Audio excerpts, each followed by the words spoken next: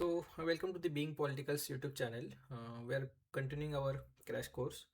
So, in first part, we seen all political theories, right? From liberty to I think political development and globalization. ठीक है?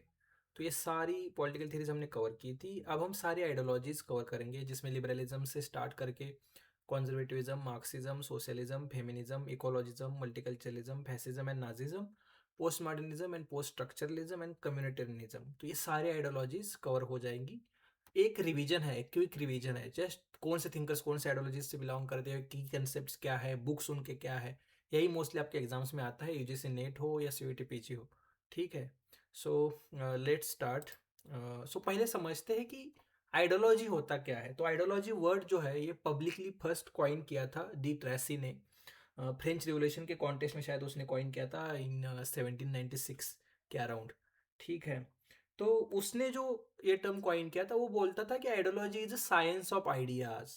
तो थोड़ा साइंटिफिसिज्म वो वहाँ पे लेके आ रहा है, एक एक मतलब एक रैशनलिस्ट झील सॉर्ट ऑफ वो वहाँ पे लेके आ रहा है. और वो चाहता था कि आइडियोलॉजी का यूज करके हम अनकवर करे कुछ कुछ चीज़ें, एनलाइटनमेंट का पूरा पीरियड क्या क्या है. तो इन सब के उन सबको एक ऑब्जेक्टिवली देखे इस तरीके से वो थोड़ा. और एक आइडियोलॉजी है या एक डिसिप्लिन है, ये एक सॉर्ट ऑफ बायोलॉजी या जूलॉजी की तरह एक इस्टेब्लिश्ड साइंस की तरह बने आगे. तो इस तरीके से वो लेके आया था एक बहुत बड़ा ऑब्जेक्टिव के साथ, लेकिन वो हो नहीं पाया. ठीक है, क्योंकि बहुत सारे इश्यूज आए. सो आइडियोलॉजी है क्या, ये जो इसका जो डेफिनेशन है ना वो बहुत वेग है, या कोई भी एक सारे जो स्कॉलर्स है वो एग्री नहीं करते कि आइडियोलॉजी है क्या. ठीक है.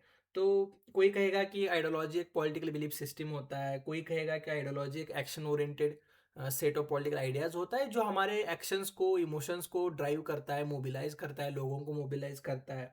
ठीक है. तो कोई कहेगा कि आइडियोलॉजी आर मतलब जो भी आइडियाज है वो these are just ideas of the ruling class. तो जैसे मार्क्सिस्ट बोलेंगे कि ideology is nothing but a false consciousness, जो मतलब जो ट्रूथ है, जो एक्सप्लॉयटेशन है, उसको मास्क करके रख रहा है. ठीक है.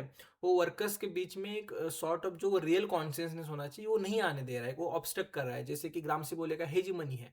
ठीक है.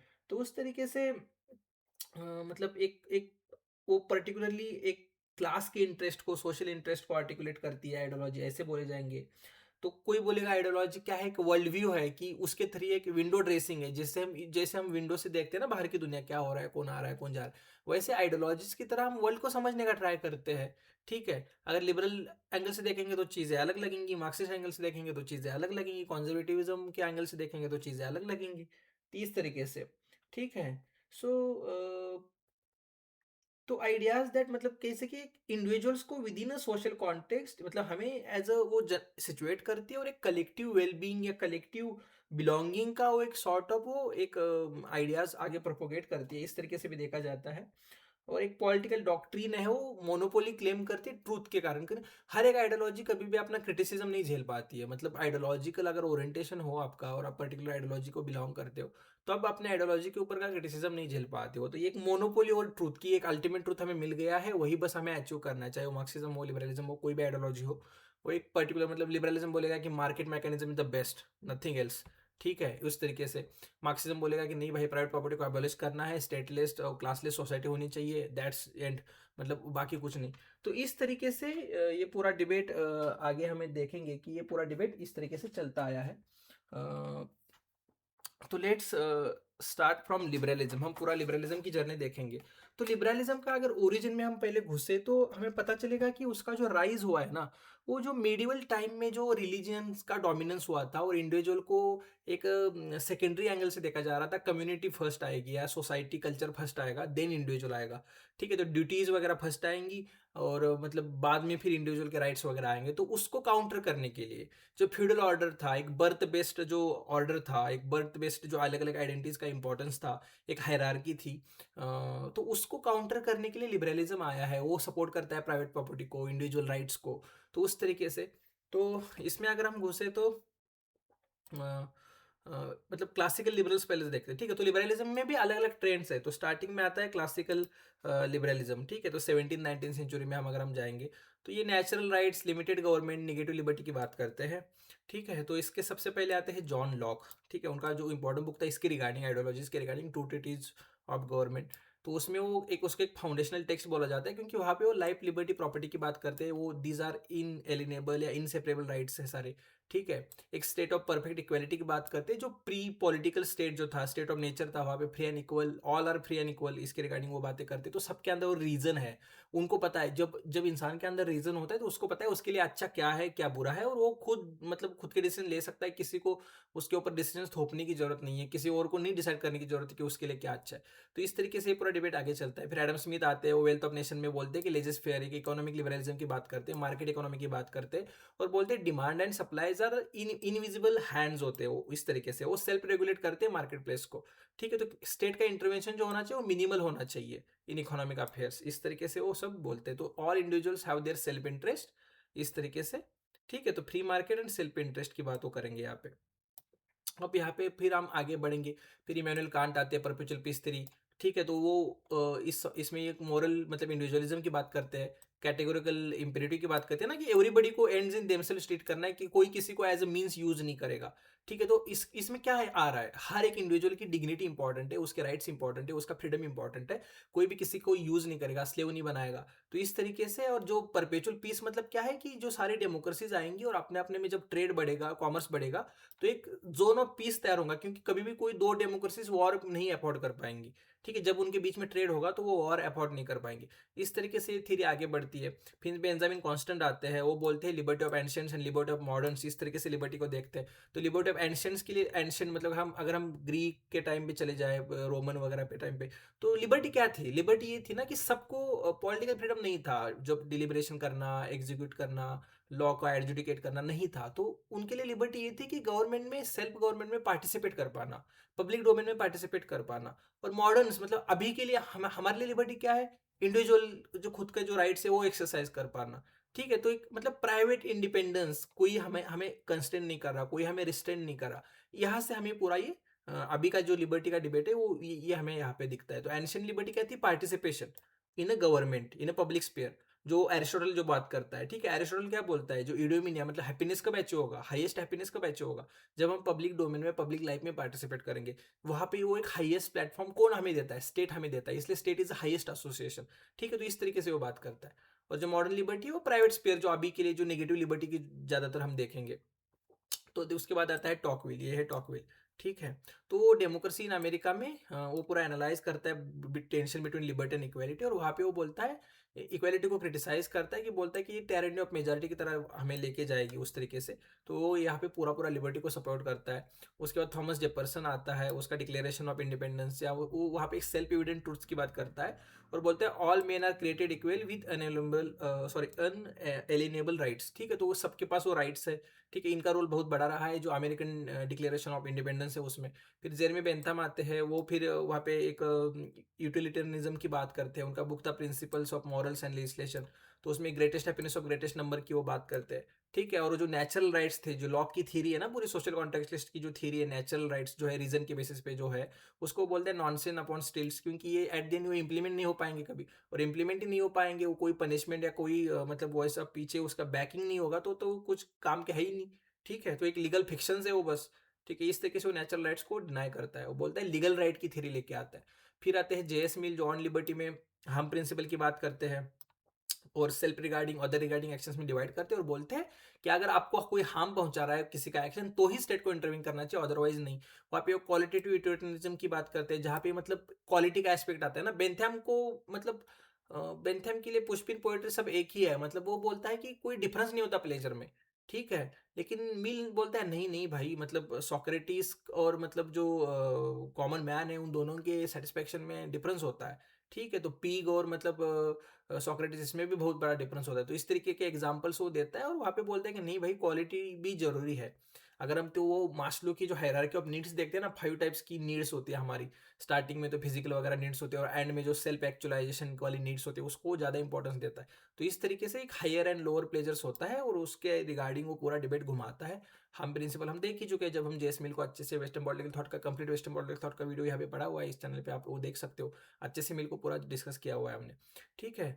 फिर आता है क्या हुआ कि क्लासिकल पूरा ये जो लिबरलिज्म था, मार्केट को फ्री हैंड दे दिया, इंडस्ट्री स्टेब्लिश हो गई, लेकिन वहाँ पे होने लगा वर्कर्स का एक्सप्लॉयटेशन। क्योंकि भाई अगर मतलब सारा मार्केट को सप्लाई एंड डिमांड ही सब करेगा तय, तो मतलब तो फिर मुश्किल हो जाएगा। तो फिर इस हिसाब से सारा पूरा वर्कर्स का एक्सप्लॉयटेशन, वो वर्किंग आवर्स बहुत ज़्यादा थे, छोटे छोटे बच्चों से काम करवाना, ये सब चल रहा था।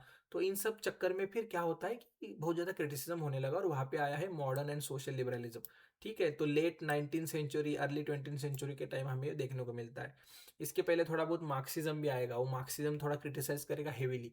तो वो प्रोटेक्ट कर रहे हैं, ठीक है, तो वो डिफेंड कर रहे हैं लिबरलिज्म को अगेंस्ट मार्क्सिज्म ऑल्सो, कि भाई नहीं नहीं, एट दिन हम ही अच्छे हैं, लेकिन ये कुछ कुछ इश्यूज है जो हम रिकॉग्नाइज करते हैं। अब देखो कैसे कैसे बोलेंगे लोग। तो पहले इसमें आएगा TH ग्रीन। तो उसका था प्रिंसिपल्स ऑन पॉलिटिकल ऑब्लिगेशन, तो ये पॉलिटिकल ऑब्लिगेशन की बात करता है। उसको बोला जाता है father of modern social liberalism. तो ये क्या करता है ना, फोकस शिफ्ट करता है पॉजिटिव लिबर्टी की तरफ। तो फ्रीडम हमने देखा था नेगेटिव एंड पॉजिटिव लिबर्टी क्या है, तो यहाँ पे पॉजिटिव लिबर्टी है freedom to achieve a potential, है जो खुद का सेल्फ एक्चुअलाइजेशन है, सेल्फ डेवलपमेंट है, उसको अचीव कर पाना। तो freedom to do something. Negative liberty क्या थी, freedom from something, from restraint, कोई स्टेट ना कोई रिस्ट्रेंट डाल रहा है, कोई कुछ और आके हमें ना एक्सरसाइज नहीं ना करने दे रहा है, तो इस तरीके से। सो यहाँ पे मोरल पर्सपेक्टिव ऑफ राइट्स की वो बात करते हैं, बोलते हैं rights are powers necessary to fulfil man's own moral quota. वो यहाँ पे पॉजिटिव फ्रीडम की बात करता है, ठीक है। तो TH ग्रीन जो है जो पॉजिटिव फ्रीडम की बात करते हैं, पॉजिटिव फ्रीडम है क्या, ability of person to act a self realising moral agent. तो सेल्फ रियलाइजेशन की यहाँ पे वो बात कर रहा है। फिर आता है LT हॉबोस।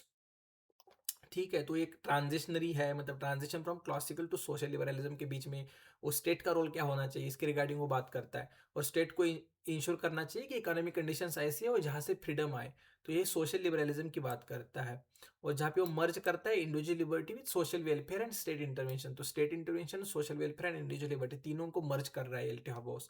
फिर आते हैं जॉन डेवी। वो एक प्रैग्मेटिक लिबरलिज्म की बात करते हैं। तो प्रैग्मेटिक लिबरलिज्म है क्या, कि liberalism must adapt to industrial realities through democratic planning. तो इंडस्ट्रियल रियलिटीज तो है ही है, लेकिन डेमोक्रेटिक प्लानिंग के हिसाब से वो सारा जो प्लानिंग है वो डेमोक्रेटिक होना चाहिए। तो दोनों को एडेप्शन का मैकेनिज्म चाहिए, तो ये तो ही प्रैग्मेटिज्म आएगा इस तरीके से। ठीक है, फिर केन्स आते हैं। ये ग्रेट डिप्रेशन हमें पता ही है, 1930s में, वर्ल्ड वॉर 1 के बाद जो पूरा इकोनॉमी का कोलैप्स हो गया 1930s में, और फिर वो लीड किया वर्ल्ड वॉर 2 को। तो पूरा स्टेट इंटरवेंशन, स्टेट ने कैसे फंड करना चाहिए इकोनॉमी को, स्टेट ने कैसे पब्लिक स्पेंडिंग बढ़ानी चाहिए, तो ही जॉब जनरेट होंगे, जॉब जनरेट होंगे तो लोगों के पास पैसा आएगा, परचेसिंग पावर आएगा, तब जाके लोग मार्केट से चीज़ें खरीदेंगे। और जब लोग मार्केट से चीज़ें खरीदेंगे तब ज़्यादा डिमांड जनरेट होगी, और फिर सारी फैक्ट्रीज अपना मैन्युफैक्चरिंग स्टार्ट करेंगी। फिर वहाँ से पूरा साइकिल फिर से चलेगा।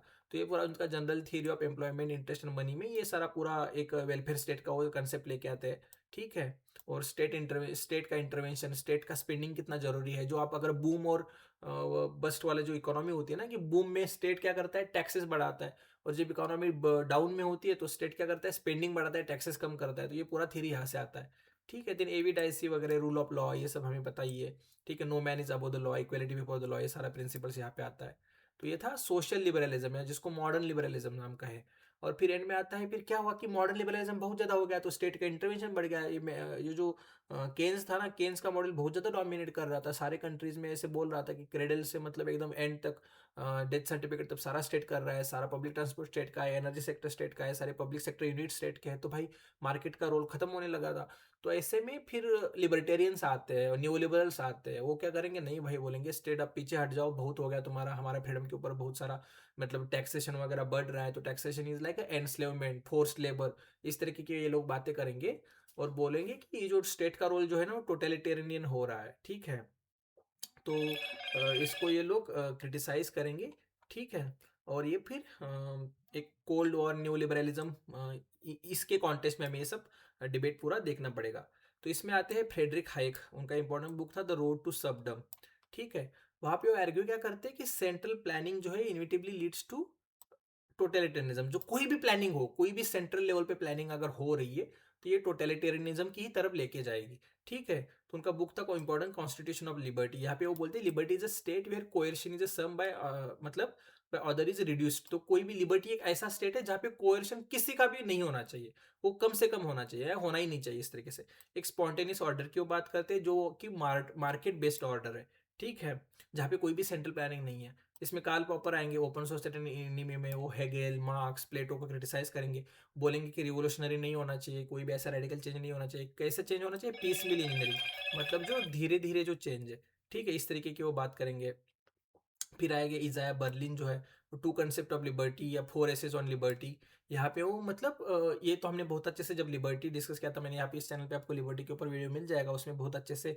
लेकिन ये पॉजिटिव एंड नेगेटिव लिबर्टी की बातें करते हैं। Negative liberty non interference, freedom from something है, और पॉजिटिव लिबर्टी जो है मतलब सेल्फ मास्टरी की तरफ लेके जाता है। ठीक है। फिर आएंगे मिल्टन फ्रीडमैन, जो कैपिटलिज्म एंड फ्रीडम इनका इंपॉर्टेंट बुक है, वहाँ पे वो इकोनॉमिक फ्रीडम की बात करेंगे। ठीक है।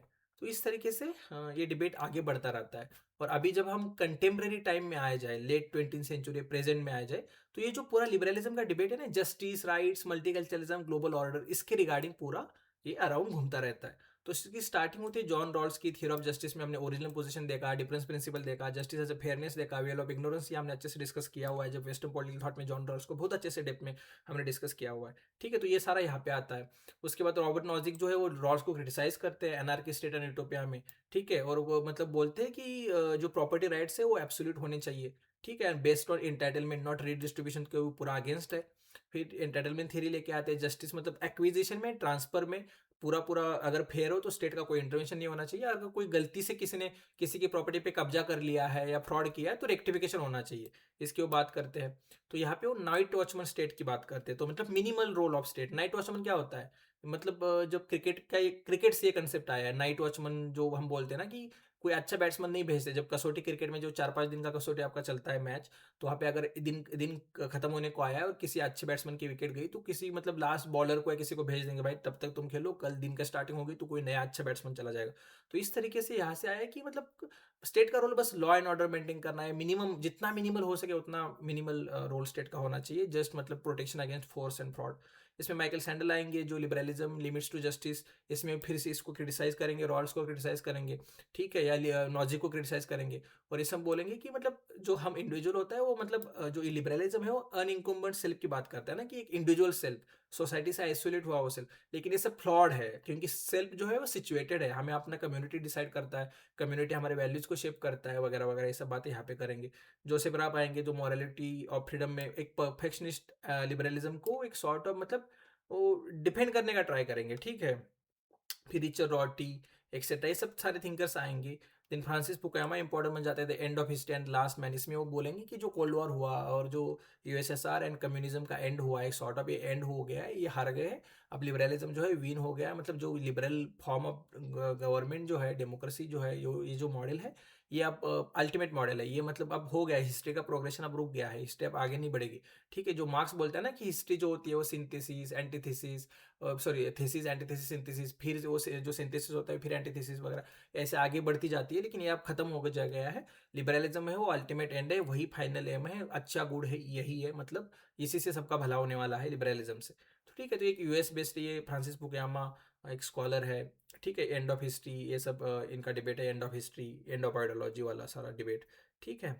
उसके बाद जॉन रॉल्स आते हैं पॉलिटिकल लिबरलिज्म में। वहाँ पे ये सब हमने अच्छे से डिस्कस किया है कि ग्लोबल लेवल पे कैसे इसको जस्टिस के कंसेप्ट को लेके जाए, फिर ओवरलैपिंग कंसेंसस, इसकी तरह की वो बातें करते हैं। अमर सेन का capability approach development as freedom, ये सब यहाँ पे आएगा। ठीक है। नॉर्मन बेरी की जो क्लेम बेस्ड राइट की थ्योरी है ये यहाँ पे आएगी। So rights that imposes an obligation on another person to provide a benefit, इस तरीके से डेविड के लिए आएंगे, life as a standard of value. या मोरे रॉथबार्ड आएंगे, फॉर अ न्यू लिबर्टी इनका बुक है, एनार्को कैपिटलिज्म की यहाँ पे बात करेंगे। सो स्टेट को बोलेंगे गैंग ऑफ थीव्स है। स्टेट जो है हमारे जो हमने हार्ड अर्न जो मनी है इसको सब थीव थीव की तरह ये सब स्टेट कब्जा कर रहा है। तो इस तरीके से ये पूरा डिबेट आगे बढ़ता है। तो इसमें 4 इंपॉर्टेंट स्टैंड्स हो जाते हैं। जो पहला हमने देखा क्लासिकल लिबरल्स वाला, सेकंड जो हमने देखा पॉजिटिव लिबरल्स वाला, जो positive liberty, social welfare, conditions of freedom वगैरह इसी की बात करेगा। जो क्लासिकल लिबरलिज्म है वो natural rights, limited government, negative liberty की बात करेगा। ठीक है। पॉजिटिव लिबर्टी हमने देखा ही। उसके बाद आएगा इसमें एक न्यू लिबरल वाला स्टैंड आएगा जो टोटलिटेरियनिज्म के अगेंस्ट है, और उसके कॉन्टेक्स्ट में लिखेगा, प्लूरलिज्म की बात करेगा, रिवाइवल ऑफ फ्री मार्केट की बात करेगा। और फिर कंटेम्प्रेरी अगर हम डिबेट देखें लिबरल्स को, तो जस्टिस, राइट्स, मल्टीकल्चरल रियलिज्म या ग्लोबल ऑर्डर की ये लोग बात करेंगे। तो इस तरीके से पूरा डिबेट आगे बढ़ता रहता है। ठीक है। अब हम देखते हैं कॉन्जर्वेटिविज्म। सो कॉन्जर्वेटिज्म है क्या? अब लिबरल्स आ रहे हैं, वो सब चैलेंज कर रहे हैं, जनरली क्लासिकल लिबरल्स की मैं बात कर रहा हूँ। वो पूरा मार्केट इकोनॉमी लेके आ रहे हैं और वो जो फ्यूडल ऑर्डर था उसको चैलेंज कर रहे हैं। तो कॉन्जर्वेटिज्म क्या करेंगे? एक रिएक्शनरी फोर्स है भाई। वो बोलेगा ये सब चैलेंज छोड़ना करने देगा, वो डिफेंस करेगा।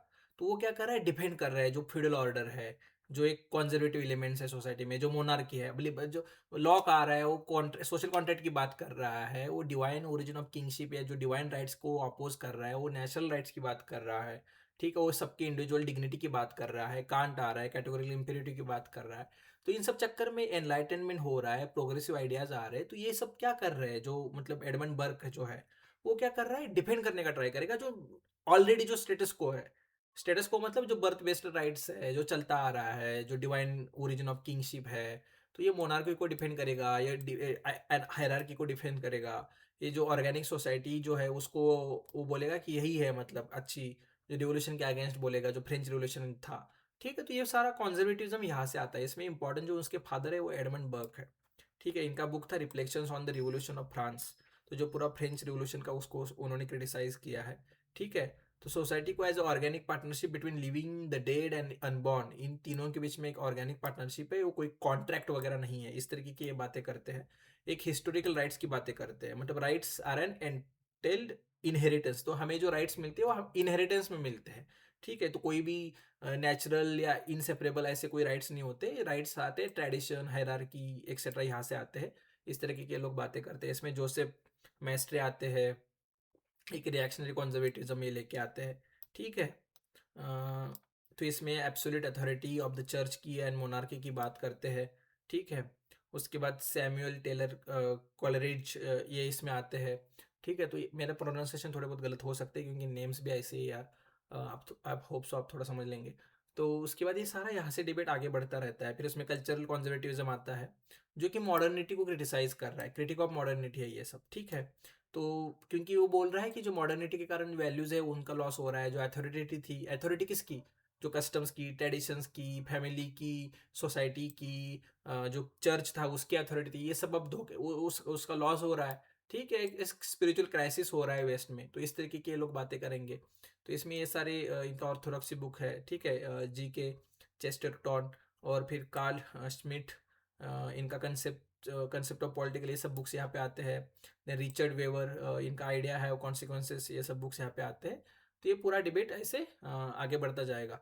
ठीक है, फिर पोस्ट वॉर जो पूरा उसका कंजर्वेटिज्म का रिवाइवल होगा सेकेंड वर्ल्ड वॉर के बाद। ठीक है, तो इसमें लियो स्ट्रॉस आएंगे, नेचुरल राइट्स एंड हिस्ट्री इनका जो बुक है, उसमें क्रिटिसाइज करेंगे जो मॉडर्न रिलेटिविज्म है, मैक्स वेबर हो या हाइडेगर है इनका, और call to return to classical political philosophy की तरफ वापस चलो, प्लेटो अरिस्टोटल की तरफ, और वहाँ पे हमें एब्सोल्यूट स्टैंडर्ड्स ऑफ राइट्स मिल जाएंगे। इस तरीके की वो बातें करेंगे। रसेल क्रिक है, उनका एक कॉन्जर्वेटिव माइंड, ये बुक इंपॉर्टेंट हो जाता है यहाँ पे। ठीक है, तो यहाँ पे वो परमानेंट थिंग्स की बातें करेंगे, जैसे ट्रेडिशनल नॉर्म्स है, मोरल ऑर्डर्स है, ये सब क्या करता है जो सिविलाइजेशन को प्रिजर्व करके रखता है, इस तरीके की ये बातें यहाँ पे करेंगे। इसमें माइकल ओक्सर्ट आएंगे, रैशनलिज्म इन पॉलिटिक्स, इसमें वो क्रिटिसाइज करेंगे पूरा रैशनलिज्म को, और आर्ग्यू करेंगे कि पॉलिटिक्स रिक्वायर्स रैशनलिज्म नहीं, प्रैक्टिकल नॉलेज चाहिए। और प्रैक्टिकल नॉलेज कहाँ से मिलेगा, ट्रेडिशन से, एक्सपीरियंसेस से।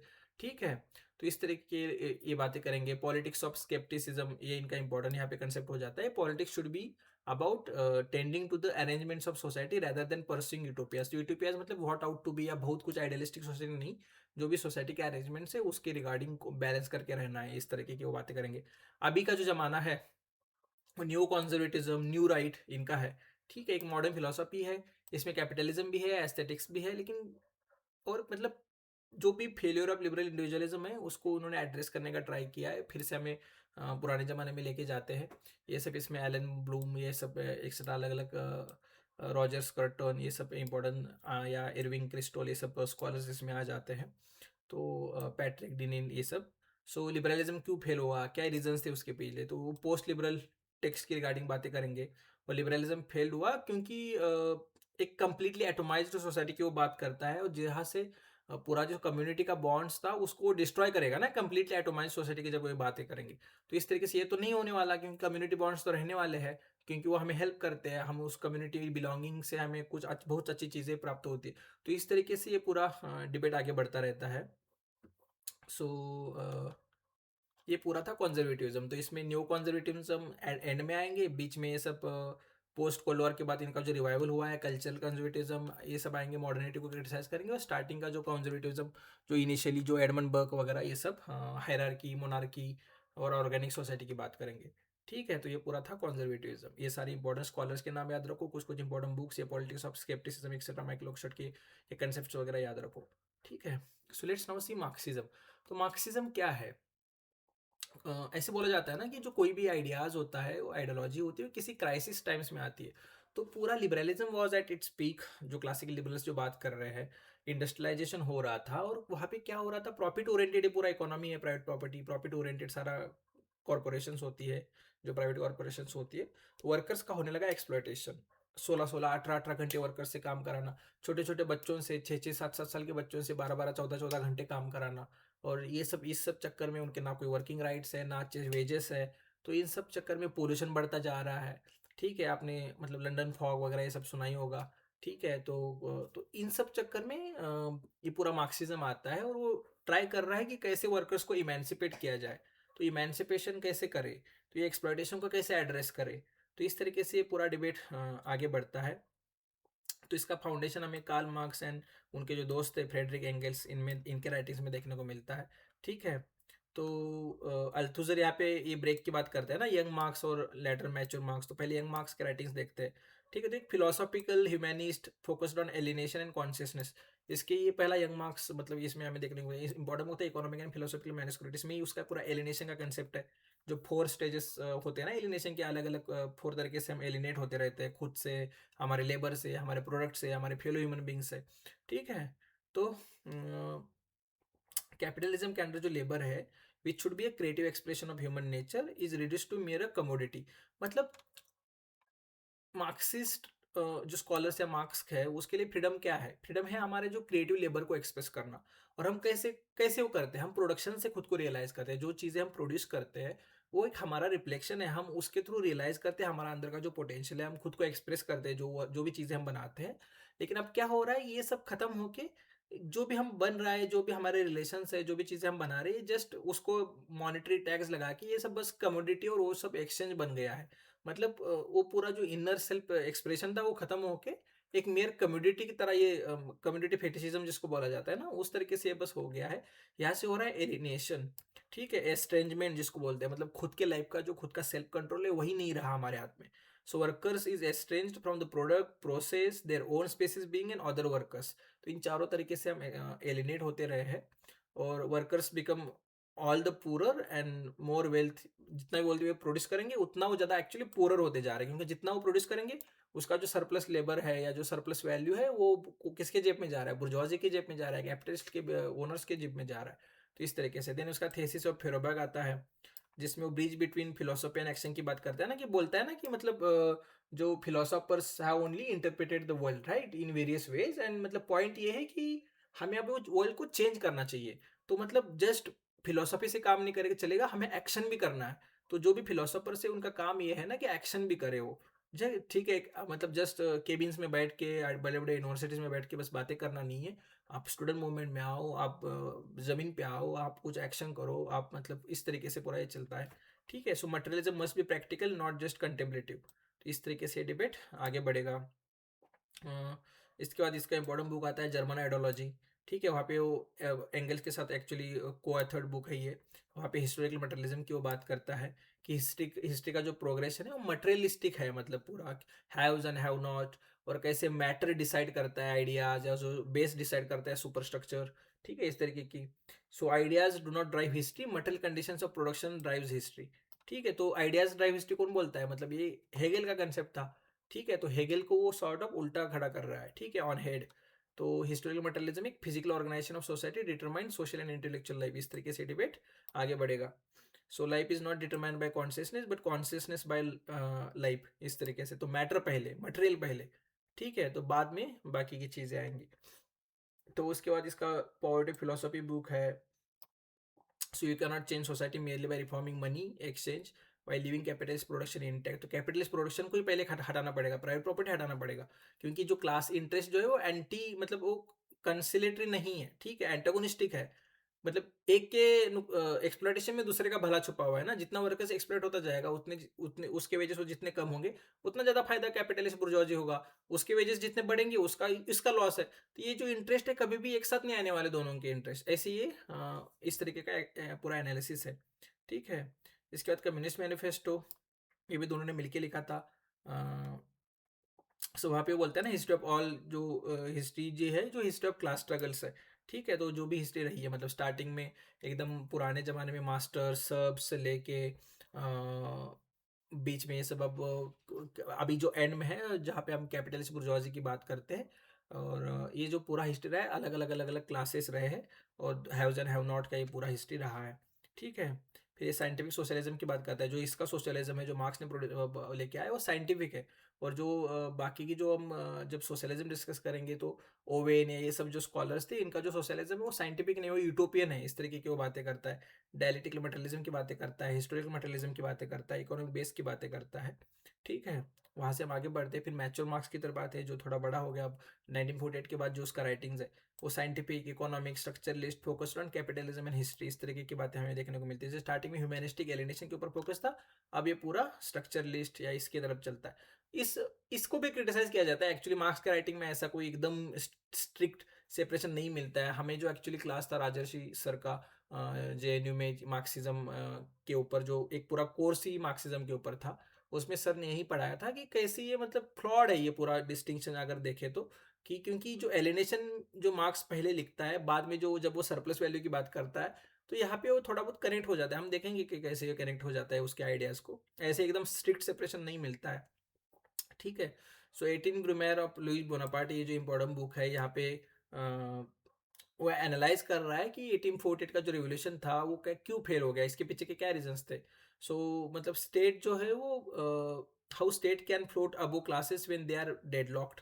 तो इस तरीके से स्टेट का खुद का क्या रोल होता है। तो बोनापार्टिज्म का कंसेप्ट रहता है कि acquisitive power gains autonomy during a crisis of hegemony. तो जब भी क्राइसिस होगा, तो एग्जीक्यूटिव कैसे ऑटोनॉमी गेन कर लेता है, इस तरीके से। ठीक है। फिर ग्रुंडराइज इसमें capital bridging philosophy and economics से इसकी वो बात करता है। Explores how capital creates a global market and destroys pre capitalist forms. मतलब कैपिटलिज्म कैसे, मतलब भाई पूरा ग्लोबल मार्केट क्रिएट करता है, और कैसे जो प्री कैपिटल जो भी मार्केट्स थे, जो भी चीज़ें थी, जो बार्टर सिस्टम हुआ है, जो भी जो चीज़ें रही है, उसको कैसे वो डिस्ट्रॉय करता है। ठीक है। सो knowledge becomes primary productive force, potentially making labour time obsolete. तो नॉलेज का इंपॉर्टेंट रोल है ये सारा, नॉलेज डिसिमिलेशन वगैरह वगैरह। और उसके बाद contribution to critique of political economy, इसमें वो एक बेस सुपर स्ट्रक्चर के ऊपर और ज़्यादा बिल्डअप करता है आगे। ठीक है। और economic structure is a real foundation of for legal and political super structure. तो सोसाइटी, चर्च, एजुकेशन, ये सब सुपर स्ट्रक्चर में आएगा। मेन जो है वो इकोनॉमिक स्ट्रक्चर है। ठीक है। So it is not a consciousness of main that determine there existence, but their social existence that determine there consciousness. इसलिए वो आइडियोलॉजीज वगैरह इस सबको फॉल्स कॉन्शियसनेस बोलता है। ठीक है। आइडियाज जो है वो फॉल्स कॉन्शियसनेस है। वो क्या कर रही, मास्क कर रही रियलिटी को, एक्सप्लॉइटेशन को। वो नहीं देख, वर्कर्स जो है वो नहीं देख पा रहे आइडियोलॉजी के कारण, जो भी रिलीजन को ओपियम ऑफ मासेस बोलता है। क्योंकि यह सब क्या हो रहा है ना, कि फेट के ऊपर सब छोड़ रहे हैं ना। हम जब रिलीजियसिटी की बात करते हैं, तो ये गॉड का दिया हुआ है, गॉड ने किया हुआ है, तुम अच्छा कम करते रहो भाई, वगैरह वगैरह। भाई लेकिन ये सब जो है ना, कि हार्ड वर्क करते रहो भाई, तो क्या कोई जो माइनर है, जो कोई कोल फैक्ट्री में या कोल के माइंस में काम कर रहा है, वो क्या हार्ड वर्क नहीं कर रहा है? 12 12 घंटे बेचारा काम कर रहा है, क्या वो रीच हो पा रहा है? नहीं हो रहा है। बहुत सारे लोग हैं जो पूरा दिन मेहनत करते हैं, सुबह 6 बजे से रात में 10 10 बजे तक, क्या वो सब सारे रीच हो गए? नहीं। ये सब गलत फहमी है ना। मतलब जो रीच है वही मतलब मेरिटोक्रेटिक है। ऐसे कौन से जो बड़े बड़े इंडस्ट्रीज है, उनके बेटे कौन से भाई, कौन सा मेहनत है उनका। ठीक है। तो ये सब इनहेरिटेंस का पूरा, ये जो दो अभी जो पिकेटी का जो पूरा कंसेप्ट है ना, जिसको हम मॉडर्न मार्क्स बोलते हैं, तो यही है ना, जो सब इनहेरिटेंस है ये सब। इसको भी मतलब जनरेशनल जो सारा इनइक्वालिटी है, यहाँ पे सारा डिबेट आ जाता है। दास कैपिटल है उसका जो इम्पोर्टेंट, जो मैग्नम ओपस बोला जाता है, सबसे इम्पोर्टेंट बुक मार्क्स का। ठीक है। इसमें वो बोलता है कि capitalism is a social relation of exploitation and profit comes from unpaid labour. तो यहाँ पे ये सरप्लस वैल्यू का पूरा कंसेप्ट आ जाता है, कम्युनिटी फेटिशिज्म का कंसेप्ट आ जाता है, क्योंकि सारे सोशल रिलीजन्स जो है वो अब मतलब ऑब्जेक्टिव हो गए, कमोडिटिफाइड हो गए सारा, मतलब बेचने का, खरीदने का सारा सिस्टम हो गया है। So capital is a dead labour. ठीक है। That vampire like only lives by sucking living labour. मतलब जो भी लेबर का एक्सप्लॉइटेशन में ही पूरा ये सारा सिस्टम जिंदा है। ठीक है। देन सिविल और इन फ्रांस वगैरह ये सब बुक्स भी वो लिखता है। क्रिटिक ऑफ गोता प्रोग्राम, ये भी इंपॉर्टेंट बुक है। ठीक है। यहाँ पे वो सोशलिज्म एक लोअर फेज की तरह रहेगा, कम्युनिज्म जो होगा हायर फेज। मतलब सोशलिज्म एक ट्रांजिशनरी फेज है, जहाँ पे मतलब वर्कर्स जो है वो रेजिस्ट करेंगे, जो क्योंकि एट दिन जब रिवॉल्यूशन होगा, तो जब रिवॉल्यूशन हो जाएगा तो जो ऑलरेडी जो डोमिनेंट क्लास था वो तो रेजिस्ट करने का ट्राई करेगा ना, तो उनका जो रेजिस्टेंस काउंटर रिवॉल्यूशन होगा उसको खत्म करने के लिए ट्रांजिशनरी फेज रहेगा जहाँ पे प्रोलेटेरिएट का डिक्टेटरशिप रहेगा, और वो फिर सोशलिज्म रहेगा, और उसके बाद फिर हाईएस्ट फिर आएगा कम्युनिज्म। ठीक है, जो कि मतलब ये सारा कंसेप्ट वहाँ पे आता है। फ्रेडरिक एंगल्स का भी एक इंपॉर्टेंट बुक है the origin of family, private property and state. ठीक है, ये भी इंपॉर्टेंट बुक है। सो यहाँ पे वो डिस्कस कर रहा है कि कैसे फैमिली एंड प्राइवेट प्रॉपर्टी पूरा ओरिजिनेशन हुआ है, और कैसे इस प्राइवेट प्रॉपर्टी में ही वुमेन का एक्सप्लॉयटेशन है। ठीक है, तो इस तरीके से फिर आते हैं रिवोल्यूशनरी मार्क्सिज्म के ऊपर 1900 के बाद, मार्क्स के बाद, जिसमें इंपेरियलिज्म को पूरा वो क्रिटिसाइज करते हैं, वो पूरा एनालिसिस करते हैं उसका, पार्टी सिस्टम वगैरह, अलग अलग पॉलिटिकल पार्टीज, रिवोल्यूशन कैसे होना चाहिए, क्यों रिवोल्यूशन नहीं हुआ वेस्टर्न कंट्रीज में, इसकी सब स्टडी करने लगते हैं। तो रोजा लग्जमबर्ग इंपॉर्टेंट यहाँ पे स्कॉलर बन जाती है, रिफॉर्म्स और रिवोल्यूशन इनका बुक था। तो बोलती है कि लेजिस्लेटिव रिफॉर्म्स जो है वो is limited by the capitalist state, only regulation can solve the fundamental contradictions. So जो भी legislative reforms हो रहे हैं वो लिमिटेड है, उससे कुछ ज़्यादा नहीं होने वाला है अचीव। ठीक है, सिस्टम खुद को डिफेंड कर रहा है इसमें, और जो रिवोल्यूशन आएगा तभी कुछ फंडामेंटल जो कॉन्ट्राडिक्शन है उसको हम एड्रेस कर पाएंगे, तो रिवोल्यूशन बहुत जरूरी है। लेनिन जो है वो imperialism the highest stage of capitalism में बोलते हैं कि imperialism is the highest stage of capitalism, मतलब अब खत्म हो गया है कैपिटलिज्म का, ये हाईएस्ट स्टेज है, और ये जो पूरा मोनोपोली के सिस्टम में कैपिटलिज्म एंटर हो चुका है, और इनविटेबली अब ग्लोबल वॉर्स होंगे और उसके वजह सब सिस्टम खत्म कोलैप्स हो जाएगा। ठीक है, देन लेनिन का जो स्टेट एंड रेवोल्यूशन, ये भी इंपॉर्टेंट बन जाता है। वहाँ पे वैनगार्ड पार्टी की बात करता है, वो बोलता है कि जो मार्क्स बोला था ना कि वर्कर्स में खुद में कॉन्शियसनेस आएगा और तभी चीजें हो पाएंगी, लेकिन लेनिन बोलता है ये वर्कर्स के अंदर खुद से नहीं आएगा, ये क्रिएट करना पड़ेगा, उसके लिए वैनगार्ड मतलब पार्टी की जरूरत है, और वो पार्टी वो कॉन्शियसनेस को रेज करेगी, अवेयरनेस फैलाएगी, और वो मतलब एक डिसमेंटलिंग, जो बुर्जुआजी सिस्टम स्टेट अपैरेटस को डिसमेंटलिंग करेंगी, और तभी जाके ये सब सिस्टम होगा। ये कॉन्शियसनेस रेज करने का काम पार्टी का है, तो वैनगार्ड पार्टी के कंसेप्ट लेके आता है। लियोन ट्रॉट्स्की जो है वो परमानेंट रेवोल्यूशन की बात करता है। ठीक है, so democratic revolution must immediately pass into socialist one which must then spread globally. तो ये परमानेंट रिवोल्यूशन कंसेप्ट बस लियो ट्रॉट्स्की का है, ये इंपॉर्टेंट चीज़ है, याद रखो। इसके बहुत ज़्यादा डिफरेंसेस थे स्टैलिन के साथ, तो इसका जो डेथ वगैरह हुई है बहुत ज़्यादा कॉन्ट्रोवर्शियल है। ठीक है, सो माओ जेडोंग आते हैं, ऑन कॉन्ट्रडिक्शन इनका इंपॉर्टेंट बुक है। ठीक है, तो इस तरीके से ये डिबेट जो पूरा आगे बढ़ता रहता है। फिर आते हैं हम वेस्टर्न मार्क्सिज्म या क्रिटिकल थ्योरी जो है। ठीक है, तो इसमें ग्रामसी वगैरह सारे इंपॉर्टेंट थिंकर्स आते हैं, जॉर्ज ल्यूकाक्स है, हिज 10 क्लास कॉन्शियसनेस, ये इनका इंपॉर्टेंट बुक है। वहाँ पे वो हेगेलियन डायरेक्टिक्स को फिर से रीइंट्रोड्यूस करते हैं, और रीफिकेशन की बात करते हैं कि how capitalism turns human relations into things, जो पूरे ह्यूमन रिलेशंस है वो कैसे मटेरियलिस्टिक या कमोडिफाइड, या मतलब जैसे थिंग्स के बीच में जैसे पूरा बदल गया है। देन ग्रामसी हेजेमनी की बात करेंगे, हेजेमनी क्या है, कल्चरल सॉर्ट ऑफ लीडरशिप है, कैसे रूलिंग क्लास जो है ना, मतलब मेरिट है ये इनविटेबल है, नेचुरल है, या जो सिस्टम है कंपटीशन है ये नेचुरल है, स्टेट है नेचुरल है, तो ये कैसे हमें कॉमन सेंस की तरह ये सब इनविटेबल है यही, और स्टैंडर्ड्स है, इस तरीके के कैसे नॉर्मलाइज किया जाता है। वहाँ पे ऑर्गेनिक इंटेलेक्चुअल्स की बात करता है कि मतलब वर्कर्स के क्लास के खुद के इंटेलेक्चुअल्स होंगे, और वो डिफेंड मतलब खुद की एक काउंटर हेजेमनी क्रिएट करेंगे। ठीक है, इसमें होकाइमर एंड अडोर्नो आते हैं, कल्चरल इंडस्ट्री इनको बोला जाता है, डायलेक्टिक्स ऑफ एनलाइटनमेंट का इंपॉर्टेंट बुक है, ये सारा फ्रैंकफर्ट स्कूल है। ठीक है, यहाँ पे एनलाइटनमेंट रीजन साइंस कैसे फ्रीडम लेके नहीं आया, लेकिन ये मतलब न्यू फॉर्म्स ऑफ डोमिनेशन लेके आया है, कल्चर इंडस्ट्री वगैरह ये सब इसके थ्रू। ठीक है, एक मास्क मीडिया इसके रिगार्डिंग। ठीक है, तो इस तरीके की ये बातें करते हैं। हर्बर्ट मर्क्यूज आता है, वन डायमेंशनल मैन, वहाँ पे कैसे ये पूरा कैपिटलिस्ट मैन जो है वो कैसे इंडस्ट्रियल सोसाइटी ने एक फॉल्स नीड्स क्रिएट की है हमारे अंदर, जो एडवर्टाइजमेंट्स के थ्रू, मूवीज़ के थ्रू, अलग अलग जो ब्रांड्स होते हैं, जो अलग अलग स्पोर्ट्स पर्सन, या जो अलग अलग हमारे स्टार्स जो मतलब स्क्रीन वाले स्टार्स, ये सब जो है वो कैसे फॉल्स नीड्स एडवर्टाइजमेंट्स के थ्रू हमारे अंदर वांट्स वगैरह जनरेट करते हैं, जैसे कि भाई हमारा स्टेटस सिंबल बन जाते हैं, कोई आईफोन खरीदना है, कुछ बड़ी बड़ी चीज़ें करना, तो इस तरीके से कैसे हम उसी में खुद का सेटिस्फैक्शन या हैप्पीनेस ढूंढने लगते हैं, और वो कभी खत्म नहीं होने वाला, आप हमेशा आप अच्छा कुछ चीज़ लेके चाहोगे, तो इस तरीके से ये पूरा बढ़ता रहेगा।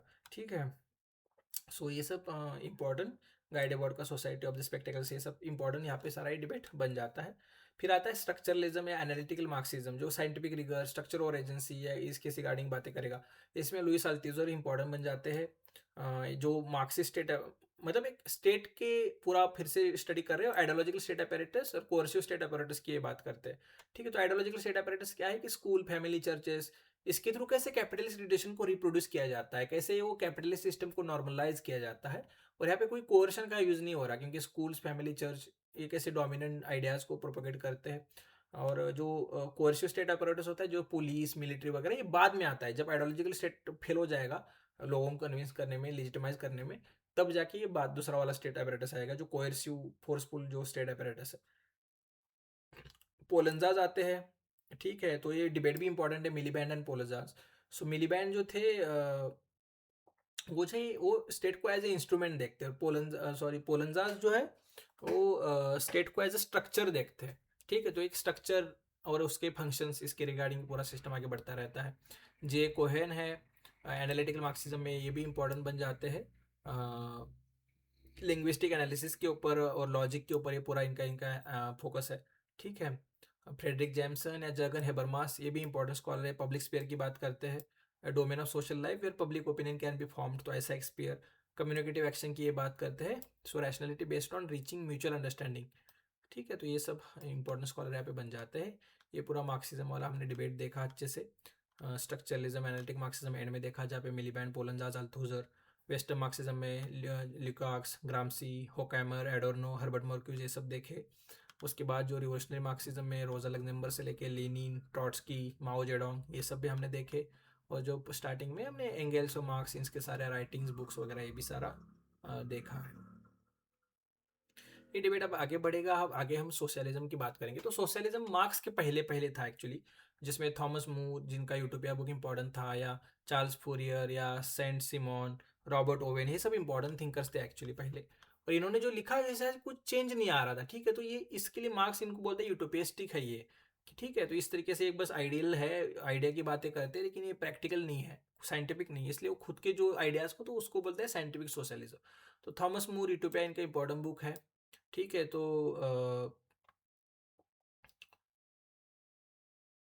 उसके बाद चार्ल्स फूरियर, इनका थियरी ऑफ फोर मूवमेंट्स, ठीक है। यहाँ पे रीऑर्गेनाइजेशन सोसाइटी इनटू कोऑपरेटिव, एक कोऑपरेटिव बेस्ड सोसाइटी की ये बात करते हैं, जिसको फेलेनेक्सिस या एक्सेट्रा बोला जाता है।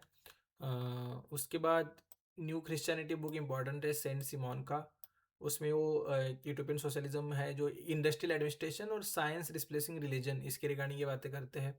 रॉबर्ट ओवेन जो है वो कोऑपरेटिव मैगजीन इनका इंपॉर्टेंट था, इसमें वो यूटोपियन कम्युनिटीज़ की बात करते हैं। इनका न्यू हार्मनी वाला जो एक्सपेरिमेंट है ये भी बहुत इंपॉर्टेंट है, जहाँ पे कैसे cooperative living breeds better character than capitalism. तो कोऑपरेटिव फॉर्म, इनका पूरा सिस्टम कोऑपरेशन के ऊपर है, कोऑपरेटिविज्म, सारा सब आके कोऑपरेटिव। अभी जो कोऑपरेटिव मॉडल है ना, इसके रिगार्डिंग अभी जो मॉडर्न मॉडल है ये, लेकिन ये बहुत पहले इसकी बातें कर रहे थे, ठीक है। सो जो मेन आइडियाज है इसको चैलेंज नहीं कर रहे प्राइवेट प्रॉपर्टी वगैरह को, बस उसी में थोड़ा बहुत रिफॉर्म करके चीज़ें लेके आने की बात कर रहे हैं। उसके बाद एनार्किज्म, मार्क्सिज्म, रिविजनिज्म, ये पूरा मार्क्सिज्म हमने देखा ही, कार्ल मार्क्स को अच्छे से डिस्कस किया, एंगल्स को अच्छे से डिस्कस किया, जॉर्ज बर्नार्ड शॉ भी आते हैं सोशलिज्म में, ठीक है। ग्रेजुअलिज्म को वो सपोर्ट करते हैं। एडनर बर्स्टिन आते हैं, रिविजनिज्म की बात करते हैं, ठीक है। सो रोजा लग्जमबर्ग को हमने डिस्कस किया, अलेक्जेंड्रा कोलंताई आते हैं इसमें, ठीक है। तो Bolshevik perspective arguing that women's liberation is impossible without complete destruction of capitalism. तो ये जो पूरा मार्क्सिस्ट फेमिनिस्ट है ना, ये मतलब ये बोलेंगे कि जब तक प्राइवेट प्रॉपर्टी रहेगी तब तक वुमेन का मतलब एक्सप्लॉयटेशन होता रहेगा, ठीक है। ग्राहम वेलाज आते हैं इसमें, ग्रेट सोसाइटी इनका इंपॉर्टेंट बुक है। लेनिन को हमने डिस्कस किया अच्छे से, ठीक है, जब मार्क्सिज्म डिस्कस कर रहे थे। जी.डी.एच. कोल आते हैं। ग्रामसी को हमने डिस्कस किया, प्रेजेंट नोटबुक है उसका, जो पूरा कल्चरल हेजेमनी का कंसेप्ट जब हम मार्क्सिज्म डिस्कस कर रहे थे। इसमें शुम्पेटर आते हैं, कैपिटलिज्म, सोशलिज्म, डेमोक्रेसी, इनका इंपॉर्टेंट बुक है, जिसमें उन्होंने प्रेडिक्ट किया था कि कैसे demise of capitalism due to its own success and rise of hostile intellectual class etcetera यहाँ से होगा, ठीक है। सो रॉबर्ट मर्टन आते हैं, एनोमे की बात करते हैं, ठीक है। सो एंथनी क्रॉसलैंड आते हैं। तो ये सारे कुछ इंपॉर्टेंट थिंकर्स है सोशलिज्म में आएंगे। फ्रांस फैनोन आएंगे, रिचर्ड ऑफ द अर्थ में, ये पूरा कैसे कोलोनियलिज्म या जो पूरा इम्पेरियलिज्म से क्या क्या चीज़ें हुई है। So fusion of socialism and anti colonialism, दोनों की ज़रूरत है, दोनों का फ्यूजन होना चाहिए, ठीक है। इस तरीके की वो बातें करेंगे। हर्बर्ट मार्क्यूज को हमने वन डायमेंशन मैन को ऑलरेडी डिस्कस किया हुआ है ऊपर। तो सो अभी न्यू लेफ्ट या मॉडर्न में देखें तो Ralph Miliband, state and in capital society, इनका जो पूरा स्टेट को इंस्ट्रूमेंटली देखते हैं, जैसे कार्ल मार्क्स वगैरह देखते थे स्टेट के एज ए इंस्ट्रूमेंट, ठीक है।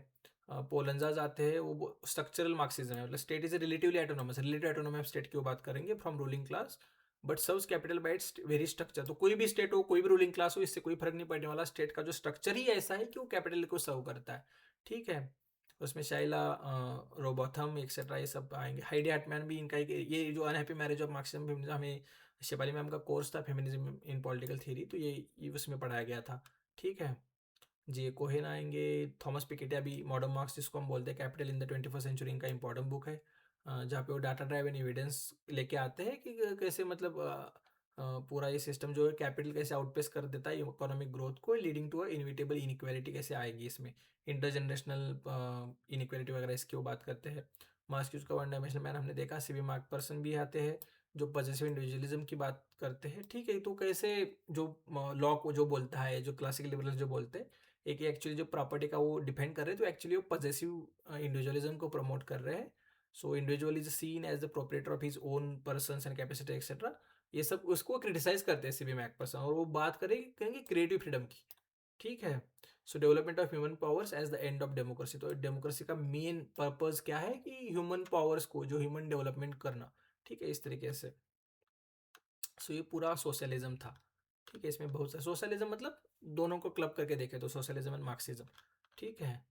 सो ये यूरोपियन स्कॉलर्स इंपॉर्टेंट हो जाते हैं, इनके नाम बस याद रखो आप, जो ये जो चार है। ठीक है, थॉमस मोर हो, चार्ल्स फोरियर हो, सेंट सिमोन हो, रॉबर्ट ओवेन हो।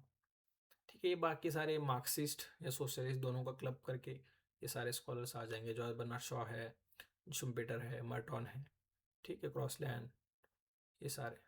ये पूरा डिबेट भी देखा मैंने मिलीबान पोलंजास का, स्ट्रक्चरल वर्सेस इंस्ट्रूमेंटल। ठीक है। अब देखते हैं फेमिनिज्म। तो फेमिनिज्म को देखने पे से पहले अब जेंडर एंड सेक्स के बीच के डिफरेंस भी हमने देखा था जब हम जेंडर डिस्कस कर रहे थे। जेंडर एक सोशल कंस्ट्रक्ट होता है। अभी बटलर का जो पूरा राइटिंग है वो जेंडर एक परफॉर्मेटिविटी की तरह वो देखती है। ठीक है ना, जो हम परफॉर्म कर रहे हैं, जो हम डेली लाइफ में जो हम परफॉर्म करते हैं, वो फिर पार्ट एंड पार्सल ऑफ हमारा जो पूरा नेचर है उसका पार्ट एंड पार्सल बन जाता है ये। ठीक है, तो इस तरीके से। और जो सेक्स है वो एक बायोलॉजिकल चीज़ है, तो इस तरीके से पूरा डिबेट आगे बढ़ता है। तो फेमिनिज्म जो है वो, जो स्टार्टिंग में अगर उसको देखें हम, जो फर्स्ट वेव बोलेंगे, तो फेमिनिज्म का जो प्रोग्रेशन है वो वेव्स में हुआ है। तो फर्स्ट वेव जो 18th एंड 19th सेंचुरी में जो था, वो legal rights, suffrage, moral status of women, तो कैसे वो मेन के इक्वल किया जाए। ठीक है, तो मेन के पास जो राइट है वो हमें भी मिले, तो इस तरीके से ये डिबेट आगे बढ़ा था। ठीक है, तो इसमें इंपॉर्टेंट आती है Mary Wollstonecraft, vindication of rights of women, French revolution के कॉन्टेक्स्ट में पूरा लिखती है। ठीक है। सो वो बोलेंगे कि women are not naturally inferior to men but appear so only due to lack of education, तो एजुकेशन बढ़ाना चाहिए। रैशनल फेलोशिप की बात करेंगे कि marriage as a partnership of equals, तो ये सारा यहाँ पे डिबेट आगे बढ़ता है। देन इसमें जेस मिल इंपॉर्टेंट स्कॉलर है। सब्जेक्शन ऑफ वुमेन जो हैरियट टेलर के साथ मिलकर उन्होंने लिखा था, जो उनकी वाइफ थी। ठीक है। सो कैसे legal subordination of women two is मतलब अगर वुमेन को लीगली सबॉर्डिनेट कर देना, मतलब जो आधा आधा पॉपुलेशन है उसको स्लेव बनाने जैसा है। ठीक है, बाकी सारी स्लेवरी खत्म हो गई, लेकिन ये स्लेवरी अभी भी जिंदा है, तो इसको क्रिटिसाइज करते हैं। ठीक है। उसके बाद ताराबाई शिंदे जो है, स्त्री पुरुष तुलना, comparison of man and women, ये एक्चुअली महाराष्ट्रियन स्कॉलर थी, इंडियन स्कॉलर। इसमें इंडियन फेमिनिज्म इनका एक बुक आ सकता है। पंडित रमाबाई जो है, हाई कास्ट हिंदू वुमेन, इसमें जो कैसे वो जो पूरा ऑपरेशन ऑफ विडोज हो रहा था between in high caste women, so ये इसको क्रिटिसाइज करती है। ठीक है। इसके बाद आते हैं जो 20th सेंचुरी पूरा जो फेमिनिज्म आगे बढ़ता है मटेरियलिज्म एंड मॉडर्निज्म की तरफ। ठीक है, तो इसमें वर्जिनिया वुल्फ का द रूम अपॉन सोन, ये इंपॉर्टेंट बुक है। उसके बाद हम आते हैं सेकेंड वेव की तरफ। ठीक है, तो मिड 20th सेंचुरी से सेकेंड वेव स्टार्ट हो जाता है। अ, इसमें इसका जो पूरा डिबेट है, फोकस जो है सेक्सुअलिटी या दो अदरिंग या डोमेस्टिक जो पूरा पैट्रियार्की है उसके ऊपर है। ठीक है, तो प्राइवेट पब्लिक जो पूरा डिवाइड है उसके। इसमें इंपॉर्टेंट बुक है सेकेंड सेक्स, सिमोन दी बुआ का। ठीक है, तो इसमें एक एग्जिस्टेंशियलिस्ट बाइबल ऑफ फेमिनिज्म इसको बोला जाता है। ठीक है। सो उसमें इनका ये कोड इंपॉर्टेंट था, one is not born but rather becomes women. Women मतलब जन्म से कोई वुमेन नहीं होता, मेन नहीं होता है, जैसे उसका अपब्रिंगिंग होता है ना। आप एग्जांपल ले लो, हमारे घर में जो छोटे बच्चे होते हैं, तो जो मेल बच्चे होते हैं उनको अलग खिलौने ला के लेके आते हैं, जो गर्ल्स चाइल्ड होता है उनके लिए अलग डॉल वगैरह ऐसे खिलौने लेके आते हो। जो मेल बच्चे उनके लिए कार लेके आएंगे, पुलिस कैप लेके आएंगे, या इस तरीके की चीज़ें लेके आएंगे, और उनके लिए कोई ऐसे मतलब किचन सेट लेके आएंगे वगैरह, छोटे छोटे जो प्लास्टिक के बर्तन वगैरह ऐसी चीज़ें लेके आएंगे। तो कैसे नर्चर अपब्रिंगिंग ये ऐसी होती है कि वुमेन को उस तरीके से बनाया जाता है। ये सब मैस्कुलिन फेमिनाइन इस तरीके से जो ट्रेड्स होते हैं कि ये सब बेटी फ्रीडा का फेमिनिन मैस्टिक ये इंपॉर्टेंट बुक है। So problem that has no name, patriarchy को बोलते हैं problem that has no name, इस तरीके से, ठीक है। देन पूरा रेडिकल मार्क्सिस्ट फेमिनिज्म भी इसमें आएगा कि patriarchy as a political system, reproduction and psychology etcetera. इसमें द डायलेक्टिक्स ऑफ सेक्स जो शिलोमित फैस्टों का बुक है, ये इंपॉर्टेंट बुक है, ठीक है। उसको रेडिकल मैनिफेस्टो कहा गया है कि बायोलॉजिकल डिवीजन ऑफ लेबर को चाइल्ड बेयरिंग जो है वो same roots of women oppression है सारा, ये जो बायोलॉजिकल डिवीजन को ऑफ लेबर को क्रिटिसाइज करेंगी। केट मिलेट का सेक्सुअल पॉलिटिक्स, ये बुक भी इंपॉर्टेंट है, आपके एग्जाम में आता रहता है, ठीक है।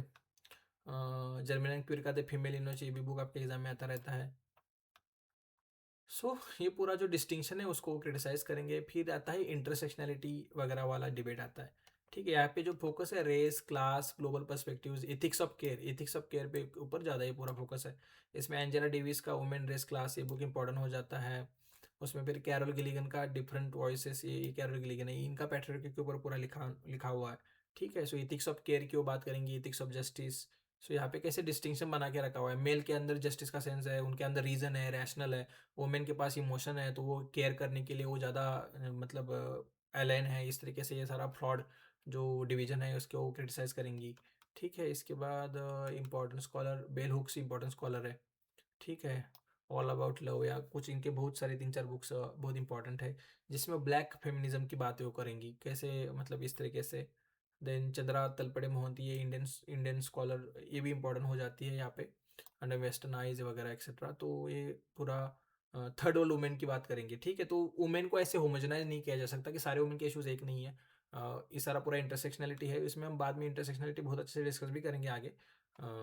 वंदना सिवा इकोलॉजिकल फेमिनिज्म, ये सब इंपॉर्टेंट हो जाता है। कैथरीन मैकेनन, ये पूरा स्टेट को बोलेंगी कि एक पैट्रियर्कल इंस्टीट्यूशन है स्टेट, ठीक है। तो state is a male in the feminist sense, तो स्टेट इज अ मेल, इस तरीके से।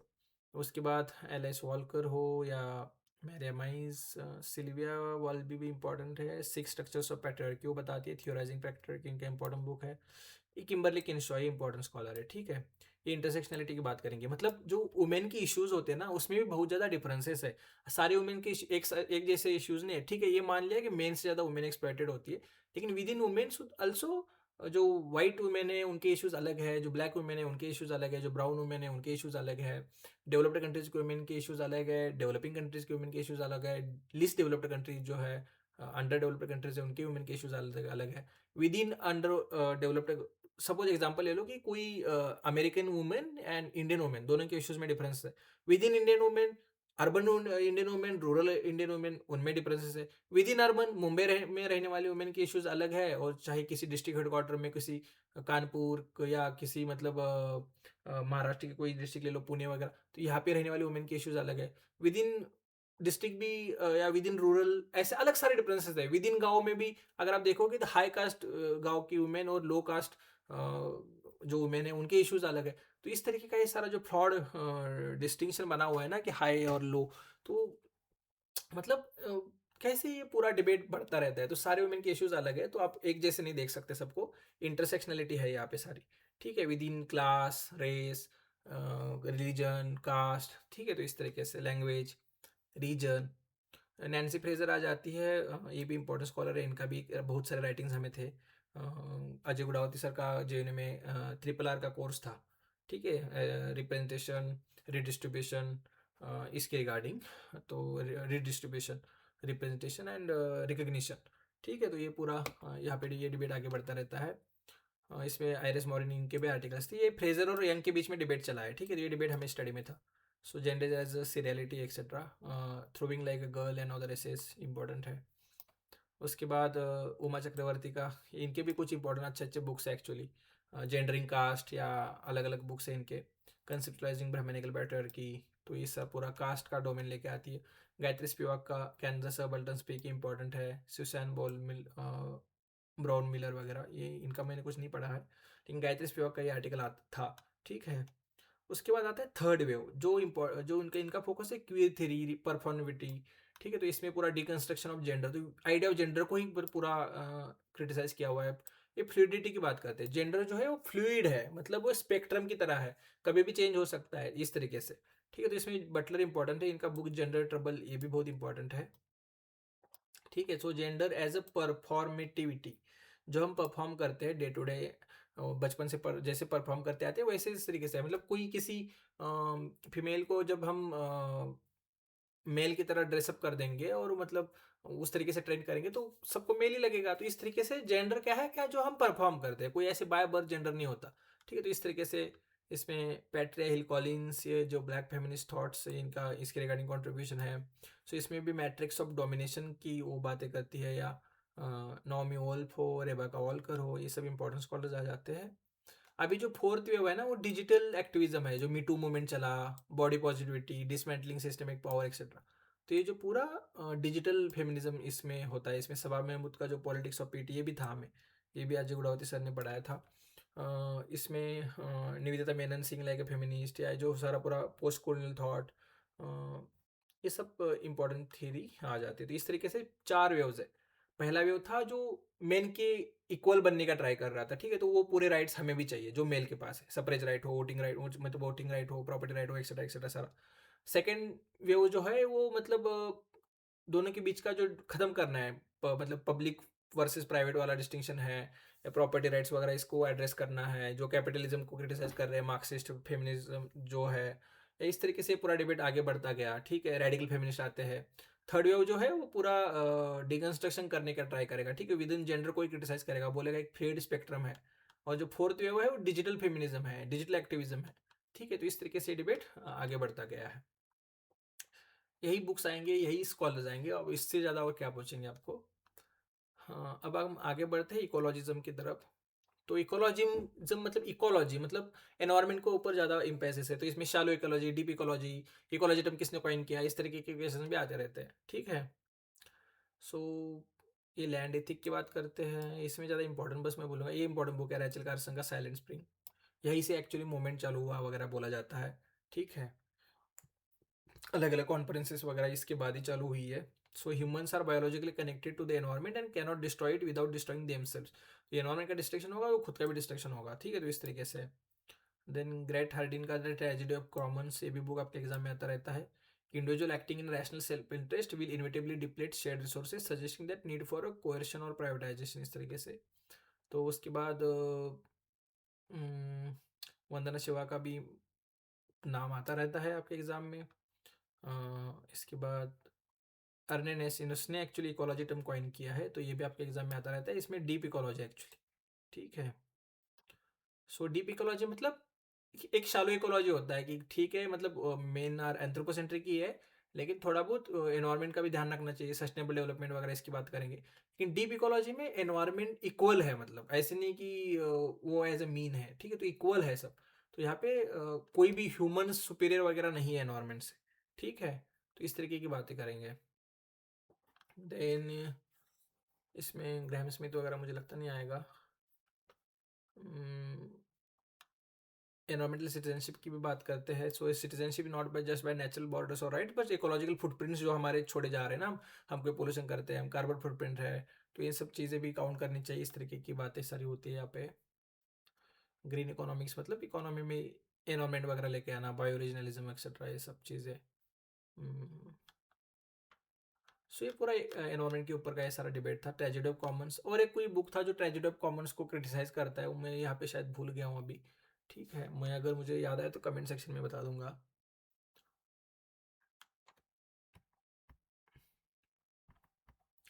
अब बात है मल्टीकल्चरलिज्म के ऊपर। मैंने मल्टीकल्चरलिज्म के ऊपर हार्डली एक 7-8 मिनट का ऑलरेडी एक वीडियो डाला हुआ है, वहाँ पे पूरा मल्टीकल्चरलिज्म में इन डेप्थ डिस्कस किया है। यहाँ पे जस्ट ऊपर ऊपर से देखते हैं अभी। सो इसमें विल किमलिका का, इनका liberalism community and culture important book है। एक फर्स्ट मेजर अटेम्प्ट किया उन्होंने कि इंडिविजुअल लिबरलिज्म को एंड ग्रुप राइट्स को रिकनसाइल करे, दोनों को कैसे एक साथ देखे। ठीक है, सो मल्टीकल्चरल सिटीजनशिप भी इंपॉर्टेंट है, जिसमें सेल्फ गवर्नमेंट राइट्स की वो बात करते हैं।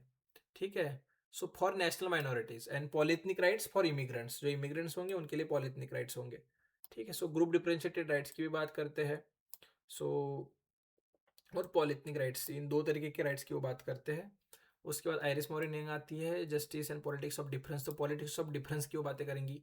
और कैसे मेल्टिंग पॉट मॉडल के अगेंस्ट है वो। मेल्टिंग पॉट मॉडल मतलब क्या, जो अमेरिकन मॉडल था, अमेरिकन मॉडल को मेल्टिंग पॉट मॉडल कहते हैं। मतलब वहाँ पे सब जाके मेल्ट हो रहे हैं, अपने अपने कल्चर, अपने अपने आइडेंटिटीज को खो रहे हैं हम, वहाँ के आइडेंटिटी को ग्रैप कर रहे हैं, जैसे कंज्यूमरिस्टिक या जो वेस्टर्नाइज्ड अमेरिकनाइज्ड, जो मैगडी या वगैरह ये सब चीज़ें, ठीक है, हॉलीवुड, तो ये सब। और इसको वो काउंटर कर रही है, ठीक है। सो यूनिवर्सल सिटीजनशिप जो है वो मास्क कर रही है डोमिनेंस ऑफ प्रिविलेज्ड ग्रुप्स। यहाँ से क्या हो रहा है कि प्रिविलेज्ड ग्रुप्स का जो डोमिनेंस है ना उसको मास्क कर रहा है, ये सब मेल्टिंग पॉट वाला मॉडल है। इसकी जगह पे होना चाहिए डिफरेंशिएटेड सिटीजनशिप, ठीक है। फाइव फेसेस ऑफ ऑपरेशन की बात करती है, exploitation, marginalisation, powerlessness, cultural imperialism and violence, ठीक है। तो इस तरीके से सो ये जो वेस्टर्न अमेरिकनाइज मॉडल मतलब क्या है, कल्चरल इंपीरियलिज्म है जो अभी भी सब जगह पे है, ठीक है। फिर चार्ल्स टेलर्स आते हैं, multiculturalism and politics of recognition. तो पॉलिटिक्स ऑफ रिकग्निशन ये आपके एग्जाम में आया हुआ है, ठीक है। यूनिक आइडेंटिटी ऑफ इंडिविजुअल्स और ग्रुप्स, इसके रिगार्डिंग कैसे हमारे ग्रुप से हमारी रिकग्निशन बनता है। अगर हम किसी ग्रुप को राइट्स नहीं दे रहे मतलब उसको डिसरिकग्नाइज कर रहे हैं, और रिकग्नाइज नहीं कर रहे मतलब उसका ऑपरेशन कर रहे हैं, या उसका मतलब हम उसको एक्सप्लॉइट कर रहे हैं। जेम्स टूली आते हैं, स्ट्रेंज मल्टीप्लिसिटी की बात करते हैं। Susan Moller Okin, multiculturism is multiculturism bad for women, important article था इनका। यहाँ पे वो क्रिटिकली एनालाइज कर रही है पूरे सिस्टम को। फेमिनिस्ट क्रिटिक है इस पूरा ग्रुप राइट सिस्टम का, क्योंकि ग्रुप राइट्स में एक्चुअल क्या हो रहा है, पेट्रियार्कल जो कल्चर है उसको प्रोटेक्ट किया जा रहा है और उससे वुमेन का ऑपरेशन हो रहा है इस तरीके से, ठीक है। भिकू पारेख आते हैं, रीथिंकिंग मल्टीकल्चरलिज्म। सो जो लिबरल सेंट्रिक जो व्यू था उसको रिजेक्ट करते हैं और बोलते हैं एक डायलॉग होना चाहिए, डायलॉग बेस्ड अप्रोच होना चाहिए, कोई भी सिंगल सिंगल कल्चर को डोमिनेट नहीं करना चाहिए, ठीक है, इंक्लूडिंग लिबरलिज्म, ठीक है। सो कोई भी क्लेम नहीं कर सकता मोनोपोली ऑन ट्रूथ के ऊपर। ट्रूथ जो है वो डाइवर्स है, मल्टीपल उस व्यू से देखा जा सकता है। तो प्लूरलिस्ट मल्टीकल्चरलिज्म लेके आते हैं Bhikhu Parekh. So dialogue between cultures necessary, ठीक है, इस तरीके से। कोई भी एक कल्चर परफेक्ट नहीं है। सो ब्रायन बैरी, सेलिया बेन हैप्पी मुझे लगता नहीं इतना इंपॉर्टेंट है। एने फिलिप्स का भी इंपॉर्टेंट है, मल्टीकल्चरिज्म विदाउट कल्चर एक्सेट्रा, इनका बुक भी आ सकता है। वंदना शिवा भी हमने देखा ही है। सो ये पूरा था मल्टीकल्चरिज्म। इसमें भिकू पारेख इंपॉर्टेंट है, Susan Moller Okin, James Tully, Charles Taylor, Iris Marion Young and Will Kymlicka, यही इनके ही बुक्स आएंगे, इनके ही कंसेप्ट आएंगे आपको। और ये फिर थिक मल्टीकल्चरलिज्म, थीन मल्टीकल्चरलिज्म, ये भी हमने देखा। थीन मतलब ये बोलते हैं कि सब लिबरलिज्म को एग्री करेंगे, विद इन लिबरलिज्म कुछ थोड़े बहुत डिबेट्स हो सकते हैं हमारे, उसको हम देखेंगे, लेकिन ब्रॉडली सब एग्री कर रहे हैं, लिबरल जो एंगल है, लिबरल जो वर्ल्ड व्यू है। और जो डीप मल्टीकल्चरलिज्म है वो बोलेंगे कि ठीक है भाई, आपके हमारी एक्सट्रीम लेवल पे भी डिफरेंसेस हो सकते हैं, कोई बात नहीं, लेकिन हम मिलके रह सकते हैं, मतलब हमारा जो डिग्निटी है, ये जो सेल्फ वर्थ है, इक्वालिटी है, उसको हम मेंटेन करके रख सकते हैं। सो वो कितनी भी डीप डिफरेंसेस हो उसको रिस्पेक्ट कर रहा है, ठीक है। अब आते हैं फैसिज्म एंड नाजिज्म की तरफ। आई थिंक और एक दो आइडियोलॉजीज बची है बस। So fascism is characterise by rejection of the Enlightenment. तो एनलाइटनमेंट को मतलब रीजन, साइंस, एम्पिरिसिज्म, इसको क्रिटिसाइज कर रहा है, उसको रिजेक्ट कर रहा है। Hatred for liberalism, socialism, individualism. तो इसको ना एंटी आइडियोलॉजी बोला जाता है, मतलब एक आइडियोलॉजी है लेकिन एंटी समथिंग, मतलब ये है क्या नहीं पता, लेकिन किसके अगेंस्ट है, ये सब के अगेंस्ट है लगभग। आप लिबरलिज्म के अगेंस्ट, सोशलिज्म के अगेंस्ट, इंडिविजुअलिज्म के अगेंस्ट, सबके अगेंस्ट, ठीक है। एक ऑर्गेनिक स्टेट की वो बात करते हैं, ये यहाँ पे इंपॉर्टेंट हो जाता है, ठीक है। सो इनके की स्लोगन्स आपके एग्जाम में आते रहते हैं। सो मुसोलिनी का स्टेटमेंट आता रहता है, everything in the state, nothing outside state, nothing against state, ये आता रहता है। बिलीव, ओबे, फाइट, ठीक है। ये सो ये इंपॉर्टेंट है, ये आता रहता है एग्जाम में, ठीक है। ये आपको यहाँ पे दिखेंगे मुसोलिनी यानी हिटलर, ठीक है। मुसोलिनी इटली में थे, हिटलर जो थे वो जर्मनी, ठीक है। फ्रैंको भी थे, ठीक है। तो स्टेटिज्म मतलब स्टेट सबसे सुप्रीम, सबसे ऊपर, उसके अगेंस्ट कोई नहीं जाएगा, एब्सोल्यूट है स्टेट, ठीक है। सो ग्रुप्स, इंडिविजुअल, सारा रिलेटिव है स्टेट के लिए, स्टेट से कम है। टोटलिटेरियनिज्म की बात करेंगे कि मतलब एक मतलब जो लीडर है उसको पता है अल्टीमेट ट्रुथ क्या है, क्या होना चाहिए, तो सबको बस ऑबे करना है उसको, ठीक है। इसमें एडोल्फ हिटलर जो रेशियल थ्योरी लेके आए थे ना, आर्यंस रेस सुपीरियर है, प्योर है, उसको ही सुपेरिटी होनी चाहिए वगैरह वगैरह। देन जोनी जेंटाइल, ये सब एक्चुअल मतलब भैया कुछ कुछ फैसिज्म के स्कॉलर्स हैं जो सपोर्ट करते हैं फैसिज्म को, या उस तरीके से सपोर्ट भी नहीं करते होंगे, तो उनके राइटिंग से फैसिज्म आगे बढ़ा है, ठीक है। जैसे कि आप निज्जे जो है वो तो आउटराइटली फैसिज्म को सपोर्ट नहीं करते, लेकिन उनका जो ये उबरमैन क्या या उनके जो आइडियाज़ थे वहाँ से फैसिज्म या जो फैसिस्ट लीडर्स थे उनको इनको डिस्टॉर्ट करके या इन आइडियाज़ का यूज़ किया है, ठीक है। सो गॉबेल्स, ये तो पता ही है, प्रोपोगंडा का इसका पूरा मॉडल था वगैरह। तो ये सारा सिस्टम यहाँ से आता है।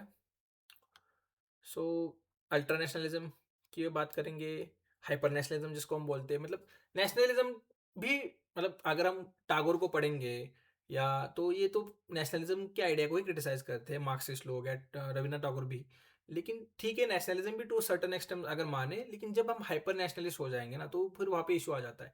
मतलब मेरा ही नेशन ग्रेट है, बाकी के नेशन ग्रेट नहीं है, तो यहाँ पे थोड़ा इशू आ जाता है। भाई मेरा भी ग्रेट है, उसका भी ग्रेट है, यहाँ तक ठीक है। ठीक है, लेकिन फिर आप दूसरों के अगर इन्फीरियर तरीके से देखा जाओगे, तो फिर आपके में एक्सट्रीम लेवल पे चले जाओगे, फिर वहाँ पे इश्यूज आ जाते हैं। ठीक है। सो यहाँ पे लीडरशिप जो है वो सुप्रीम है, उसको काउंटर नहीं करना, उसको क्वेश्चन नहीं करना। सोशल डार्विनिज्म, मतलब जो डार्विन था वो तो साइंस में था, जो सर्वाइवल ऑफ फिटेस्ट की बात करता था, यहाँ पे वो सोशल लेवल पे वो बोल रहे हैं। तो जो वीक्स है उनको एलिमिनेट करना है, जैसे कि जूस को एलिमिनेट करने का ट्राई किया उन्होंने, जर्मन्स ने, मतलब जो भी वहाँ के जो sort of pure Aryan race की वो बातें कर रहे थे, वहाँ से एंटीसेमिटिज्म वगैरह आता है। ठीक है। इरेशनलिज्म, मतलब रीजन को क्रिटिसाइज करते हैं, rejection of logic and reason in favour of blood and soil. So blood and soil की बात करेंगे। ठीक है, जो पूरा अभी सन ऑफ सॉइल का थ्योरी आप कनेक्ट कर सकते हो। ठीक है। सो इसको क्रिटिसाइज किसने किसने किया है, क्या हैना एरेंट है। इनके बेनालिटी ऑफ इविल आ जाता है कि कैसे नॉर्मलाइज किया जाता है एक्शंस को, ऑर्डिनरी पीपल कैसे पार्टिसिपेट करते हैं फैसिस्ट एट्रोसिटीज में। ठीक है। Atomisation, how totalitarianism breaks social bonds to make individuals vulnerable etcetera. Origin of totalitarianism, ये बुक इंपॉर्टेंट है। उसके बाद एनरिक फ्रोम, एस्केप फ्रॉम फ्रीडम। उसके बाद इनका ये mass psychology of fascism book important है। थियोडर एडोर्नो का अथॉरिटेरियन पर्सनैलिटी है, जो कल्चर इंडस्ट्री की वो बात करते हैं। Robert Paxton.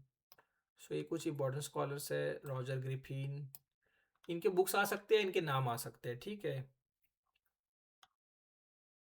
सो अगर हम देखें क्या क्या क्वेश्चंस आए हुए थे, तो जैसे कि हनारेन के द ओरिजिन ऑफ टोटलिज्म आया था, मुसोलिनी का डॉक्ट्रिन ऑफ फैसिज्म आया था, या ये जो पूरा नाजिज्म से रिलेटेड ये पूरा ये कंसेप्ट है ना, ये भी पूछा गया है। या फैसिज्म वर्ड सबसे पहले या किसने, मतलब ये तो जियोवेनी जेंटाइल इसने कॉइन किया था, शॉर्ट ऑफ इंडिविजुअल के तरीके से। ठीक है। सो लीडरशिप का प्रिंसिपल जो है विद इन फैसिज्म, ये भी आ चुका है आपके एग्जाम में। तो ये ऐसे ऐसे वर्ड्स है ना, ये मतलब प्रोनाउंस भी नहीं मैं कर पाऊंगा, इसलिए मैं नहीं कर रहा। ठीक है। सो ये बुक जो है एनाटॉमी ऑफ फैसिज्म, पैक्सटॉन का। तो ये सारे बुक्स यहाँ पे दिए हुए हैं, जो स्कॉलर्स है ना, जो क्रिटिसाइज करते हैं, ये भी बुक्स दिए हुए। किन के स्कॉलर से थोड़ा बहुत इन्फ्लुएंस हुआ, इनके भी बुक्स दिए हुए हैं, तो ये बुक्स वगैरह देख लेना आप, कंसेप्ट भी देख लेना। ठीक है।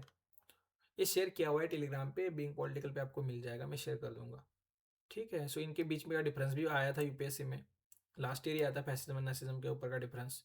ठीक है। सो इटालियन फैसिज्म में स्टेट के ऊपर ज़्यादा रोल है, स्टेट बिल्डिंग के ऊपर, state as a supreme, etcetera etcetera. और बायोलॉजिकल रेसिज्म वगैरह इसके ऊपर इतना फोकस नहीं है, लेकिन नाजिज्म जो का जो पूरा फोकस है वो रेस के ऊपर है। ठीक है। और स्टेट इज जस्ट मीन, लेकिन इनके लिए state as ends in themselves है, इटालियन जो फैसिज्म था। कोर्स आते रहते हैं, state is the march of God on the earth, Hegel का कोट है। या war is to man what maternity is to women, इस तरीके से मुसोलिनी का ये कोट आता रहता है, हिटलर का कोट आता रहता है। गो गोबेल्स हो, truth is the greatest enemy of the state. इसलिए भाई सारा पोस्ट ट्रूथ वर्ल्ड। ठीक है। सो यह सारा डिबेट यहाँ पे आ जाता है। अब हम देखेंगे post modernism and post structuralism. ठीक है। सो पोस्ट मॉडर्निज्म, सो मॉडर्निटी मतलब जो मॉडर्निज्म या पॉजिटिविज्म जो है ना, इम्प्रेसिज्म वगैरह इनकी बातें करते हैं, तो पोस्ट मॉडर्निज्म उसके बियॉन्ड जाना है। जो भी सारे ग्लोबल मेटा नैरेटिव्स है, जो ग्लोबल आइडियोलॉजीज है, जो एब्सोल्यूट ट्रूथ क्लेम करती है ना, सबको क्रिटिसाइज करो। So critique of grand narratives, grand narratives मतलब ये सब नैरेटिव्स की तरह देखा गया ना, लिबरलिज्म, मार्क्सिज्म, सोशलिज्म, ये सब कंजर्वेटिज्म, सब सब सब मतलब इजम्स, सारे इजम्स जो है ना, वो क्या करते हैं, एब्सोल्यूट ट्रूथ को क्लेम करते हैं कि हमें पता है भाई अल्टीमेट ट्रूथ क्या है, क्या अच्छा है, और आपको बस फॉलो करना है। तो इसको क्रिटिसाइज करते हैं। ठीक है। इसमें डेरिडा इंपॉर्टेंट है।